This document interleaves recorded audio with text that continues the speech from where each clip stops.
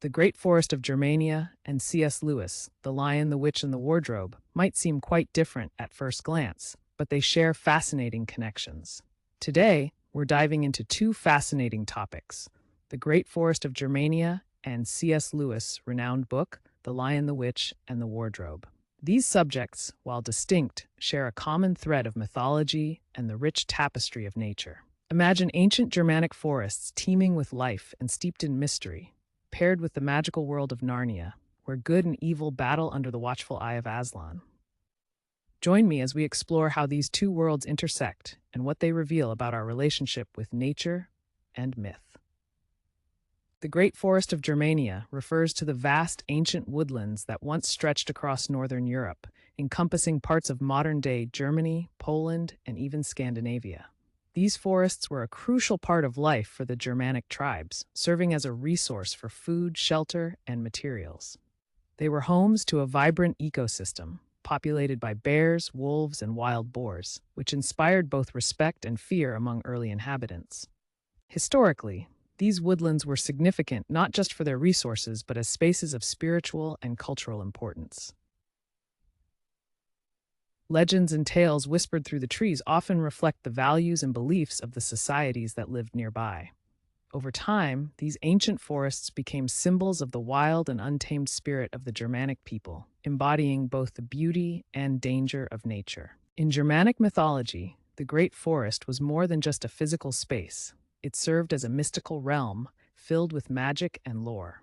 It was a place where deities and supernatural beings roamed, intertwining the everyday lives of people with the divine. For example, gods like Woden and Freya were associated with these woodlands, their stories often reflecting the struggle between chaos and order. The forests were also home to mythical creatures such as elves, trolls, and fairies, each playing crucial roles in local legends.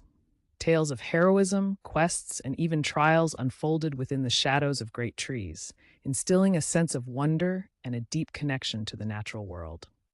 The forest represented both a sanctuary and a challenge, where one could encounter both beauty and peril. These shared stories reflect the values and lessons that were essential to the people living under the forest's canopy. C.S. Lewis, the brilliant mind behind The Lion, the Witch, and the Wardrobe, was influenced by a rich tapestry of sources, including ancient mythology, Christian theology, and his own life experiences. Lewis believed in the power of storytelling to convey deeper truths, and Narnia serves as a playground for exploring themes of good, evil, sacrifice, and redemption.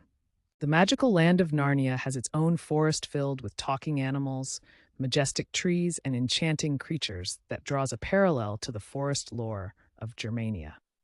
Each character in Lewis' world, from the noble Aslan to the treacherous White Witch, embodies ideals that resonate with the timeless themes found in ancient myths. Lewis' love for nature shines through, inviting readers to delve into a world where both the fantastic and the familiar intermingle in captivating ways. At the heart of Narnia's story is the poignant struggle between Aslan, the noble lion, and the cruel White Witch. Aslan represents light, warmth, and the ultimate good, while the White Witch embodies coldness, darkness, and tyranny. Their clash isn't just about power, it reflects deeper moral battles about sacrifice and redemption, drawing echoes from the old tales of Germanic heroes confronting evil. This dynamic mirrors the themes found in the Great Forest's myths, where good characters often embark on dangerous quests to confront dark forces, teaching us about bravery and the importance of standing up for what is right. In both the Great Forest of Germania and Lewis' Narnia, nature serves as a gateway to the supernatural.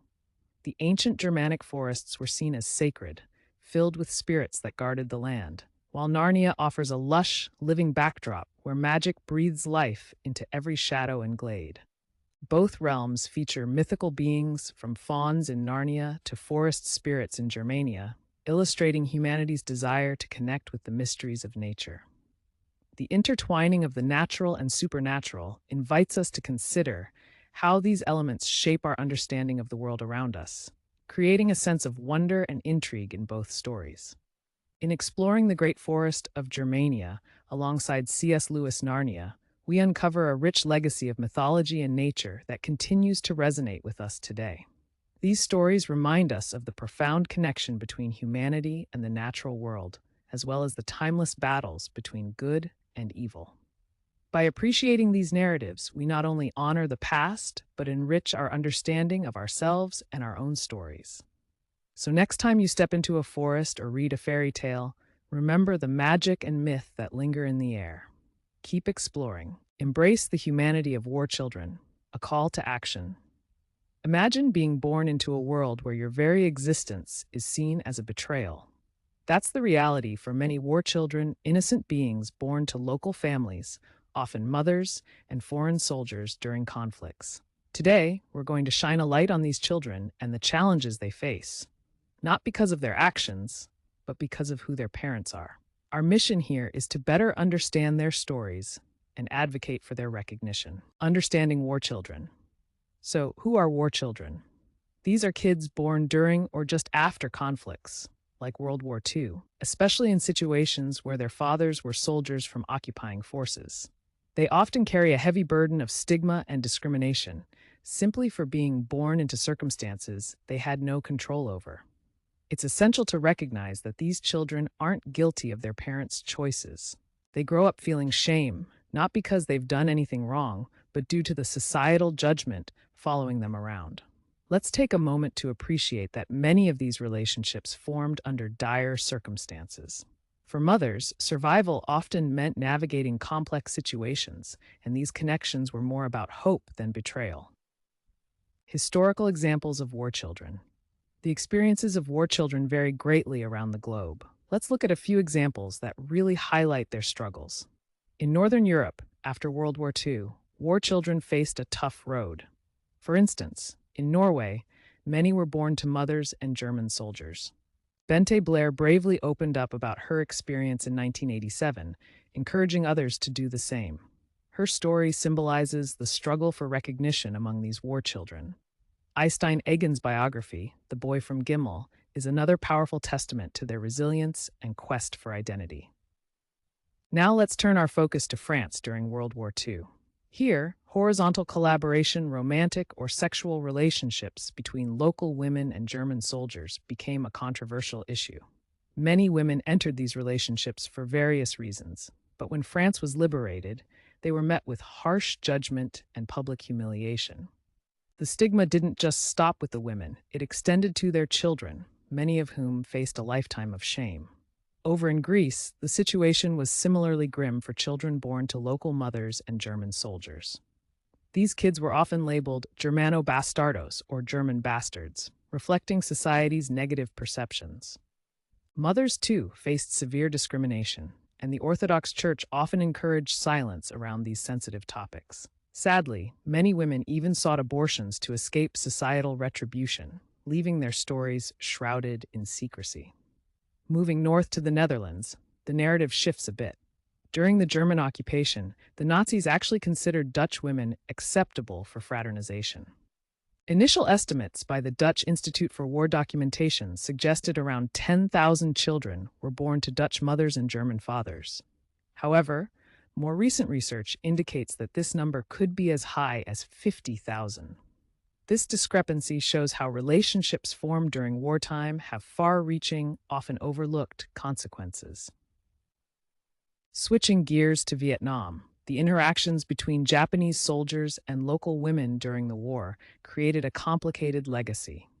Many women found themselves forming relationships with soldiers, leading to children who were ultimately abandoned when the soldiers returned to Japan. While these relationships are often portrayed through the lens of coercion, it's crucial to remember that many children's fates were deeply affected by these dramatic wartime events. The ongoing impact of stigma. What's even more heartbreaking is that the stigma surrounding war children doesn't just vanish. The consequences linger on, affecting not just the individuals involved, but entire families for generations. Many war children grew up feeling like they had to hide who they were, living in worlds where their heritage marked them as different. This kind of discrimination creates intergenerational trauma, shaping social attitudes and family dynamics in ways that can last a lifetime. It's time we recognize this and work together to break this cycle of shame. So what can we do about it? First, Let's challenge ourselves to empathize with the experiences of war children. They deserve our understanding and recognition. It's essential to create communities where their voices are heard and their identities celebrated. By sharing their stories and advocating for their rights, we can help dismantle the stigma and build a future where every child, regardless of their origins, is embraced for who they are. Conclusion. To wrap things up, let's remember that acknowledging the struggles of war children is not just a historical exercise. It's a needed step toward compassion and inclusivity. Let's stand together, honoring their stories and advocating for a world where they no longer bear the weight of shame, but instead shine as symbols of resilience. Thank you for tuning in, and if you found this message important, please share it. Together, we can change the narrative for future generations.